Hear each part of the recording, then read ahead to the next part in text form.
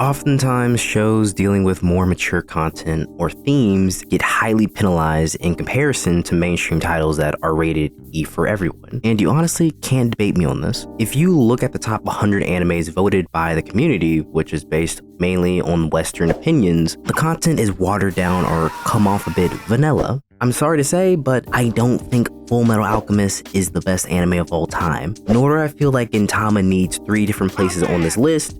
Only 2 of them in this entirety of the list really dive into hard, mature content. One being a plot of trying to kill a large group of people, that's called genocide, and the other talking about a war veteran, with this one in particular really not diving deep into that concept and not really trying to push the line. There actually is more I would mention too, but some people don't really realize the darker, more mature side of it, and I don't feel comfortable really talking about it and really pointing it out necessarily, so I'm not gonna do it. But don't get me wrong, people die in these shows all the time, but it's treated like that scene from Deadpool. Like they would be fighting, and one of the villains get their shirt ripped. So oopsies, a little titty popped out, and the guy just like stops fighting altogether and then just like shuts his eyes like, oh no, I saw a titty, I can't fight no more, I can't defend the planet no more, you gotta take care of that. It's like the idea of the Hulk transforming and only his shorts grow with him. Like, okay, like I'm fine if we kill half the population, but the occasional nip slip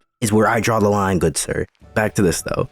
Now, the first one on the list that was able to deal with a more mature storyline that involved or talked about having sex was Nana, which is in the top 200. I think people gave it time and were actually able to look past some things to just let the message get across. And you learn that yes, adults make mistakes and they don't always have their shit under control after exiting high school, like these animes want you to think. But I'm afraid that if this same product was re-given to anime fans today, I'm scared public or the community would just label it as a dumpster fire and put it into that category. And I don't want to compare it to School Days, but it's very theme-wise similar to School Days. Like the idea of you can chop this guy's head clean off, but showing anime titties is where I draw the line is a bit silly to me. Like Interspecies Review went from being a top 200 anime to damn near 500. And being labeled a hentai. To me, I'm not going to downgrade a show based on nudity, drugs, language, or violence.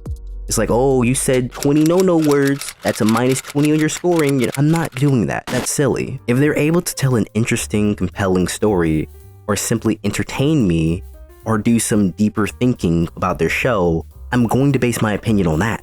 Not how many freaking characters are nude, how many bad words they said. But I'm done with my little rant. The reason I made this video was to talk about World End Harem, and how in one day I read the entirety of the series. You might be asking, why did you do that? Well, I found the series a little addictive. I wanted to know how exactly is this going to end. So because of that, I couldn't put down the manga. And I know, you've seen the cover and you think, you know why I couldn't stop reading. The series pulled a bunny girl senpai on me, where they fooled their audience into thinking it was going to be strictly about this one thing, but then was able to actually turn it around and give me a compelling story, which made me a little bit happy. Like maybe this story, albeit a little over the top, could play out. Maybe I could actually see this animated fully to the end. But sadly, it's getting 11 episodes, and it looks like it's not going to be going out on its own terms. So I'm a little bit sad. And I'm gonna give you the story as if it was able to play out, so you know. So to start, the general plot of the story is about a man killing 99% of the male population. A little specific, overboard for sure, but we're gonna keep going, leaving only 5 males to every about 100 million females, give or take. Now, the men are labeled as numbers from 1 to 5, because there are only 5 men. I know, we all know math. Now, the part about the numbering is a way of first dehumanizing the characters and to treat them more like cattle than humans, which this practice has been used throughout like history in general of basically justifying your actions of what you do next. Now, the reason these 5 men are alive is because they've been asleep for 5 years, this being because of them each having a different illness they were having to face. All of them before sleeping were dealing with a real life stressful situation that they did not resolve beforehand. It's almost like having a regret or a burden or the idea of having unfinished business. And In the beginning, the main protagonist for the story is Reito, a guy who went to sleep thinking his childhood best friend would either wait for him to come back or go be with some other senpai at the time, cause she was highly coveted. We'll just put it like that. But when he wakes up, the girl of his dreams isn't there, but a girl that looks very similar to her. He's then told the situation and brought up to speed, and they tell him basically, we need you to repopulate the world. I know, right off the rip, it sounds like some hentai plot. We're just gonna call it what it is. I know what it is. I'm not gonna be oblivious to it. That's what it sounds like off rip, but you can already tell by some things like that happened recently, some of this could be plausible. Some of this could be possible. But let's get into the meat and potatoes of the story. The most important thing in the story, to me, are the characters. That's why Iron Man wouldn't be able to be the same if I didn't see Robert Downey Jr. acting as him. It's like when Eren Yeager, for better or worse, is one of the best characters of all time, and why this show needs a little bit of a deeper dive. 3 out of the 5 men are going to go through some serious character changes. How they entered is not how they're going to leave.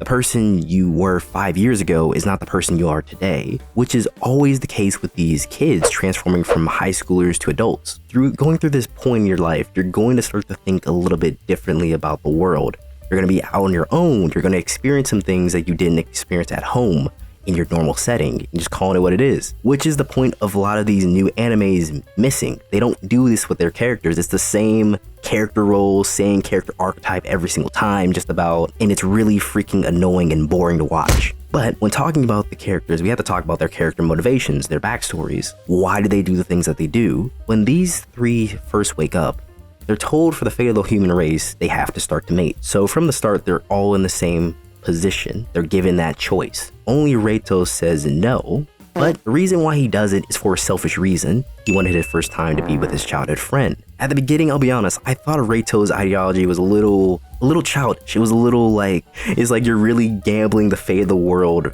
for your first time to be with a childhood friend. Like, what the fuck? I definitely thought it was selfish, and I definitely thought it was just kind of idiotic. I'm like, she, for all you know, could be dead or with somebody else. Like, it's just really, it was silly at that point. But Reito is a college student in his doctor's program, so he is, pretty smart. So with his knowledge, he decides he's just gonna go to make a cure for it instead of giving his body, to mate. That's gonna be his contribution. So his team is gonna be working out to find more information about this world. And they basically go as far as they can to get more information. Luckily for Reito, the UW are going to be lenient with him and allow him to do this. His agent / manager at this point really isn't going to stand up to him and say, no, you have to do this. So he gets a free pass, leaving Shoto and to basically pick up the slack. If Reito was given any other scenario in this story, it doesn't end well for him.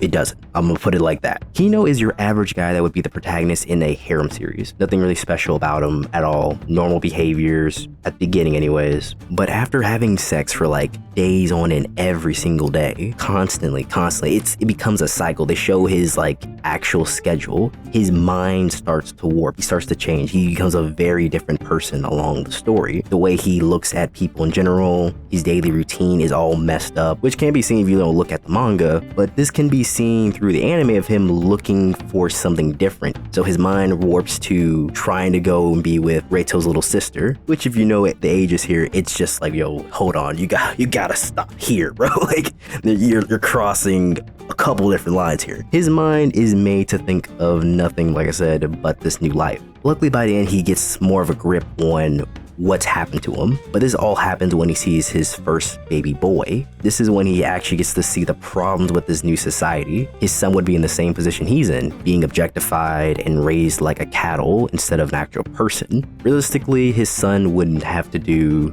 the same things he would do, but at a younger age. Still, this is when he sees a problem, right? This is where he realizes what's going on in this world. It's really messed up.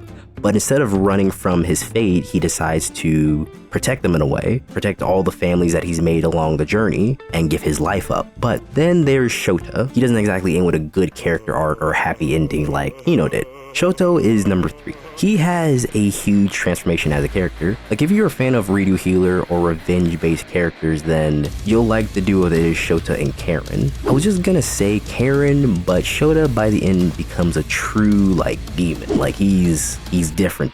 Shoto was a high school student who was getting terribly bullied in high school. He was weak, unathletic, non-confrontational, not popular. Basically picture like the worst scenario for bullying and you get Shoto. Like, I'm not even like trying to make a joke. It's just like, is the worst possibility. It's real trauma fuel, is all I'm gonna say. He thought his friend would help him in some way, but his friend just leaves him. And the rest of the kids around him ignore him. No one is helping him at all. And the one shining moment or shining person is his sensei. So he sleeps for 5 years and is given Karen. So Karen is the real evil mastermind. She works her way from the bottom to the top of the company. Karen is not like Shota at all. She's getting it out the mud. She's not afraid of like anybody. You see, even though it's like 2045 in this future, because there's no men, the world is in an economic crisis. Most of the women are living in poverty at the moment, or just for the moment anyways. In a couple of years later, everything's perfectly fine. Society's running normally as it would. But the first couple of years, it's bad. And the UW are the only companies actually able to function, and they're the ones paying, giving out jobs to pay. And it's extremely cutthroat. So the agent's main jobs, which is basically the handler, the managers of the numbers, their main job is to get the mating numbers up. So get the pregnancy numbers up, basically, right? By any means necessary. So Ninako is leading the way with 100 by this point. Then Mira shows up and she can't get 1. But then Karen walks in and is like, you can't even compare the numbers. It's not even close. Like, I don't even want to entertain the numbers she was able to put up in her time. She was able to get control of Shota. She was able to get everything by just controlling Shota. So Karen studies his life in general, makes her plan, and manipulates everything. She tells him he's the only man alive. This right here boosts his confidence, and because he's thinking based on this past that given any even opportunities or playing field, that these women wouldn't pick him or he wouldn't be desirable, essentially, right? She puts him back into the traumatic high school to control him and then also warp his mind at the same time, and grants him a setting to get revenge on the people that wronged him, essentially, so she can twist his mind in her direction. She had full control the entire time. She could do whatever she wanted. And the stuff he does could honestly be its own video. Like, it's crazy. And I bet you're thinking like, nah, you're capping. Alright, here's one. How about him banging one of his ops girls on his dead body? His dead corpse is right there and he's just going in. Or roofing a girl and trying to sleep with her. Keep in mind, you know this girl's man's, and he still does it. Or lying to the public and controlling the world government so you could smash every girl in the world. Like I said, the psychology behind these two characters alone could be its own video. Like, it's some wild stuff. But another crazy thing to mention is the Izanami terrorist group. The Izanami arc shows the uncivilized part of the world. Like, it starts out like a great group where you see Eliza leading it, basically, right? Eliza being Dorito's childhood best friend, the girl he's been wanting to, all freaking season, all anime. Eliza starts out by saying how the virus was a man-made virus, made by the leaders of the UW. Why? Because they hate men. Duh. They also want world domination. And they also wanted to make a way for women to reproduce without males. This idea of who started the virus gets flipped like back and forth a couple times, where some women are for it and when some women are against it. And it's handled overall like okay. And I'll be honest, when the Izanami group first shows up, it seems like the protagonist organization, like, the heroes of the story, like this is gonna be the side fighting to help the hero. But then you learn how the Izanami really get down, how they treat the men if they do control them. How I thought some of this could play out very easily. Like at the beginning, I told you, Reito was treated very nicely. But let's talk Zen. Zen is number 4, and he's captured in this terrorist attack, and the Izanami get him, which in general, terrorist attacks have been rising since the men were discovered. The government was basically hiding them up to this point so they wouldn't cause any panics. But when Zen awakens, he gets treated like a slave by the Izanami group. He's branded, he's chained, and forced to have sex. He's not given any information about the outside world. He's not really able to leave the room he's in. And he's beaten if he's asking too many questions or he says anything crazy. Zen, who's the most educated man actually in the world currently, is treated the worst. He can't even eat his food normally. they put it in their mouth and then they make them eat it from their mouth. Like it's wild. Now, something else that's really bad is that he had a family before this. He had a wife, he had a kid. Things are going a little bit better in his life, but he will never see them again. And the fucked up part about this is he knows people in the village. They know him, but their minds are completely warped after the time skip. And by the end of this, there's no happy ending for him really, or the Izanami group. Like throughout the show, there doesn't seem to be a narrative of do the right thing. Like in a lot of animes, there's always like a thing of it all works out in the end. And I just talked about in Danmaji, for example, how literally they reset the entirety of the world by the end of it. And it's just like, oh, we all go back to what we all knew at the beginning. Everything has a little happy ending though. Don't worry, guys. And here, that's just not the case. Which I think if you're, in a post-apocalyptic world where people are fighting to stay alive, where you have to do things that you normally wouldn't do, but you have to do it to stay alive and whatever, that makes sense. In this story, no one is the hero. No one's necessarily outright the villain, except for like the people at the top of UW. But no one really is like a hero villain, really. There's not too many like actual full out villains. And even with the villains, their backstories can be, and I don't want to say justified, right? I don't want to say that, but I can say you can see them still as a human. They're not just strictly, oh, they're super, super diabolically evil, and you don't get to see how they became that way, I actually did not have this in my notes, so I'm just going to go over it really quickly because I didn't explain, like, say, the Reito Eliza thing, apparently, and who this girl on the cover usually is. Well, what turns out what happened of why she essentially left is she's been working on the cure.